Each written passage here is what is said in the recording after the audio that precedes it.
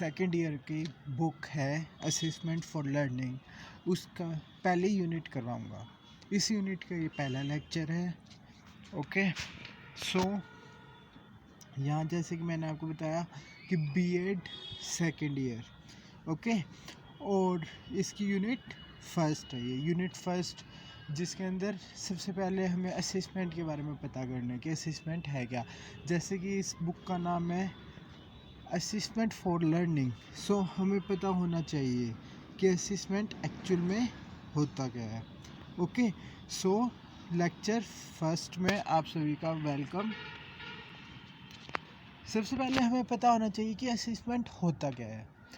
Assessment हम बहुत जगह सुनते हैं। असेसमेंट स्कूल में भी होता था, फिर क्योंकि आप बीएड कर रहे हैं तो इससे पहले भी आपने कोई ग्रेजुएशन में कोर्स किया होगा, बीए बीएससी, तो वहाँ पे भी असाइनमेंट्स होते थे।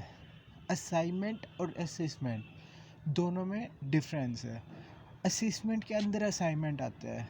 टीचर जैसे असेसमेंट होता है 30 मार्क्स का, उसके अंदर से में से आपको ऐसे डिवाइड होता है कि 10 मार्क्स का असाइनमेंट होगा, 10 मार्क्स का वाइवा होगा, 10 मार्क्स का जैसे क्विज़ वगैरह हो जाती है, ओके, या फिर टेस्ट हो सकते हैं, ऐसे डिवाइड होते हैं।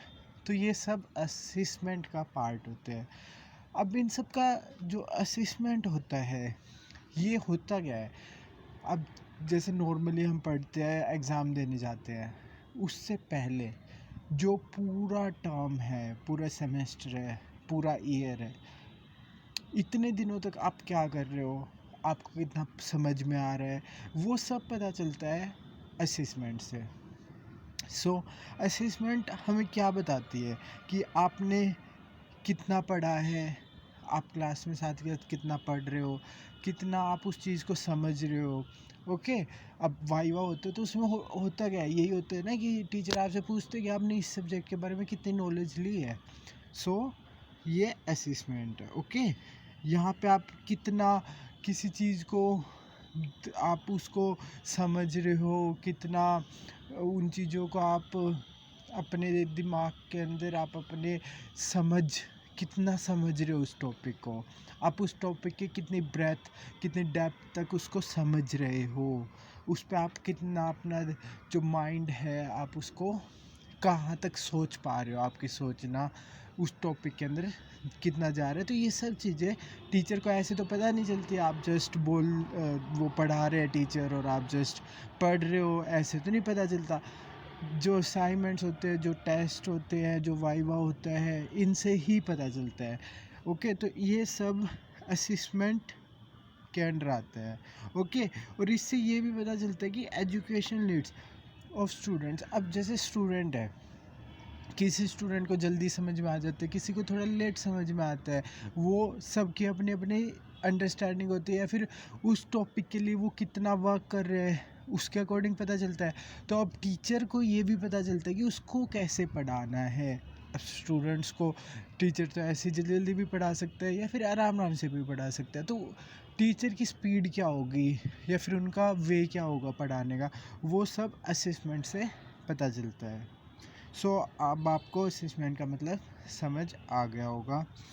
अब ये क्योंकि डेफिनेशन है, बहुत सारे लोग अपनी अपनी डेफिनेशंस देते हैं अपने अपने अकॉर्डिंग। सो ऐसे ही इन्होंने एक डेफिनेशन दी है। Assessment is a systematic collection. ये एक कलेक्शन है। ओके, आप जैसे कलेक्ट कर रहे हो ना, डाटा को कलेक्ट कर रहे हो, हर स्टूडेंट के जैसे असाइनमेंट्स होते हैं वो एक आपने कलेक्ट किया है कि वो उनके माइंड में क्या है, वो क्या लिख रहे हैं, उसके अकॉर्डिंग रिव्यू कि वो कैसा पढ़ रहा है, रिव्यू करना। Okay, and use of informative about educational programs undertaken for the purpose of improving students learning and development. और जो प्रोग्राम्स वो चला रहे हैं, अब कोई भी कोर्स होता है वो एक एज ए प्रोग्राम ही होता है, तो अब वो जो पढ़ा रहे हैं उसका आपको कितना समझ आ रहा है उसके बारे में भी पता चलता है। वो कितना आपके लिए हेल्पफुल है उसके बारे में भी इंफॉर्मेशंस मिलती है। सो ओवरऑल असेसमेंट का मतलब होता है कि अगर आप स्टूडेंट है और टीचर है, दोनों के लिए ही हेल्पफुल है। ऐसा नहीं होता कि असेसमेंट सिर्फ एक के लिए हेल्पफुल है, वो दोनों के लिए ही हेल्पफुल होता है। स्टूडेंट को भी पता चलता है कि वो कितने मार्क्स गेन कर रहा है, कितने लूज़ कर रहा है, कहाँ पे। सो टीचर को भी ऐसे ही पता चलता है कि वो स्टूडेंट्स के लिए कितना वर्क कर पा रहे हैं, कितना समझ आ रहा है स्टूडेंट्स को उनकी बातों का, ओके, जो कॉन्सेप्ट्स होते हैं। सो ये असेसमेंट होता है। अब आता है इम्पोर्टेंस ऑफ असेसमेंट। अब कोई भी चीज़ होती है, कोई भी थिंग है वर्ल्ड में, हर उसकी कोई ना कोई इम्पोर्टेंस होगी। सो हमें अब इस चीज़ का भी पता होना चाहिए कि जो असेसमेंट होता है उसकी इम्पोर्टेंस क्या होती है, हमारे लिए वो ज़रूरी क्यों है। ओके, सो सबसे पहले इसका पॉइंट है टू क्लासीफाई और ग्रेड स्टूडेंट्स। सो क्लासीफाई का मतलब क्या है? क्लासीफाई का मतलब होता है कि कोई भी एक सेट है, कोई भी स्टूडेंट्स है, एक क्लास है, उसमें बच्चों को डिवाइड करना कि ये स्टूडेंट इतने ग्रेड पे है, ये स्टूडेंट इतने ग्रेड पे है, ये इतने पे है। जैसे कोई ए ग्रेड पे है, कोई बी ग्रेड के, कोई सी ग्रेड पे या डी ग्रेड पे भी हो गए स्टूडेंट्स। सो यहाँ पे उनको कैटेगरी वाइज डिवाइड किया जाता है, जिससे टीचर को पता चलता है कि कौन सा स्टूडेंट कितना समझ पा रहे हैं। ओके, दूसरा पॉइंट है टू गाइड इम्प्रूवमेंट। अब कोई स्टूडेंट है, उसके मार्क्स कम आ रहे हैं, तो उसको पता चल जाएगा कि उसको कहाँ पे इम्प्रूवमेंट की नीड है। अब एक जैसे होते 4 to 5 मंथ्स का एक सेमेस्टर होता है। अब एक तो स्टूडेंट को डायरेक्ट सेमेस्टर के एंड में पता चले जब रिज़ल्ट आए पेपर का, या फिर उसको बीच बीच में भी पता चलता रहे, फर्स्ट मंथ सेकंड मंथ, कभी भी उसको पता चलता रहे कि कब कितनी इम्प्रूवमेंट हो रही है, कितना वो पढ़ रहा है, उसका उसको अब वो जो जिस वे से पढ़ रहा है वो हेल्पफुल है या नहीं, उसके अकॉर्डिंग उसके मार्क्स आएंगे या नहीं आएंगे। ओके, अब आते टू अनेबल स्टूडेंट प्रोग्रेशन, कि वो कितना समझ पा रहा है वो। ओके, सो उसकी जो प्रोग्रेस है, अब कोई भी चीज़ है, आप अगर 0 से स्टार्ट करते हो तो आपको 10 तक जाना है, तो 1 2 3 4 5 आपकी प्रोग्रेस यहीं से तो पता चलती है ना। तो हमें तभी पता चलेगा ना, अब स्टूडेंट है उसको तभी मार्क्स आएंगे उसके, तभी पता चलता है कि हाँ 10 में से उसने 8 मार्क्स तक का स्टडी किया है, तो इसका मतलब उसको 10 मार्क्स भी लेने हैं। ओके, सो सेकेंड है to facilitate students choice of option. अब देखो, एक प्रोग्राम चल रहा है, ओके, क्लास है, अब क्लास में टीचर कई बार ऑप्शन देते हैं कि लाइक वाइवा ले लो या फिर टेस्ट। ओके, सो स्टूडेंट को एक ऑप्शन कि कौन सा ऑप्शन बेटर है, तो उसको एक माइंड में उसको कहीं ना कहीं चलेगा कि टेस्ट लेना ज़्यादा अच्छा रहेगा या फिर वाइवा लेना, तो वो एक ऑप्शन उसको एक डिसीज़न लेने की जो है एबिलिटी क्रिएट हो जाएगी स्टूडेंट के अंदर। ऐसे ही कई सारे जैसे सब्जेक्ट, जैसे टेस्ट और वाइवा फिर भी फिक्स होते हैं टीचर की कि भाई लेना ही लेना है वाइवा, बट जो चैप्टर्स होते हैं, जो यूनिट्स होती है कि फर्स्ट चैप्टर की आप फर्स्ट यूनिट, सेकंड यूनिट, ऐसे ऐसे चैप्टर्स आपके टेस्ट में या फिर असाइनमेंट में या फिर वाइवा में आएंगे। ओके, सो वहाँ से स्टूडेंट की एक एबिलिटी क्रिएट हो जाती है कि वो कैसे कौन सी चीज़ को कहाँ पे डिसीज़न ले रहा है। सो बहुत सारे ऑप्शंस है उसके पास, तो वो कौन से ऑप्शन को चूज़ कर रहा है और वो उसको कितना सही मिल रहा है। अब अगर स्टूडेंट्स के अकॉर्डिंग उन्होंने ये चैप्टर डिसाइड कर लिया है, तो अब वो चैप्टर, अब उसके जो रिज़ल्ट आएगा, वो जो टेस्ट हो रहा है उसके बाद रिज़ल्ट, तो स्टूडेंट को पता चलेगा कि हाँ ये डिसीजन मेरा ठीक था या गलत था। सो यहाँ पे उसको जो एबिलिटी होती है चूज़ करने के ऑप्शन में से, तो वो एबिलिटी भी क्रिएट होगी और उनको कहीं ना कहीं पता चलेगा कि आगे जो लाइफ में आगे डिसीजन लेने होते हैं। जैसे आप 10th के बाद सीधा 11th 12th में जाते हो, तो आपको 3-4 फील्ड लेनी पड़ती है, 3-4 फील्ड में से एक फील्ड होती है ना चूज़ करने के लिए। सो आपको वो चीज़ें अगर आपको पहले ही आती रहेगी, तो आपका जो डिसीजन पावर है वो बहुत ज़्यादा होगी। ओके, सो ये सारी चीज़ें उसमें हेल्प करती हैं।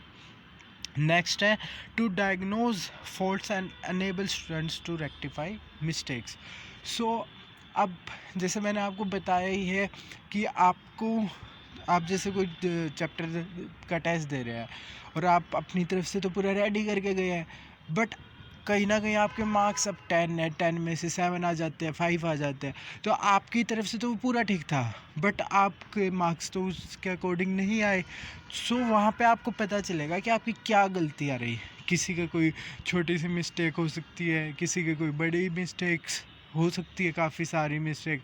सो वहाँ पे स्टूडेंट्स को पता चलेगा कि उसने कहाँ पे, लाइक जैसे हिंदी होती है, मात्रा की गलतियाँ होती है, या फिर कोई भी इंग्लिश होती है तो सेंटेंस की कोई गड़बड़ हो जाती है। ऐसे काफ़ी सारी तरह की जो मिस्टेक्स होती है, मैथ्स हो गया, उसमें प्लस माइनस की मिस्टेक से पूरा क्वेश्चन रॉन्ग हो जाता है। तो ऐसे उनको पता चलता है कि ओ यहाँ पे गलती की है तो इसको इम्प्रूव करना है।